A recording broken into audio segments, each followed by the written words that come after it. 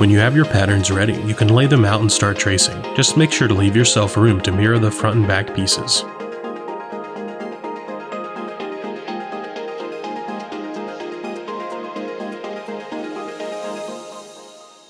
When that's done, I'll begin separating the leather into manageable chunks with a utility knife.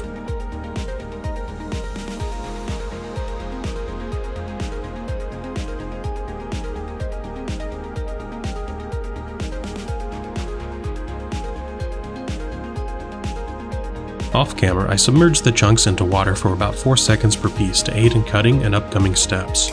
Wetting the leather makes the cutting process easier. I'm using some very sharp Ginger shears from Weaver. It doesn't matter too much what you use to cut out the leather. Just try to focus on making your cuts clean and perpendicular.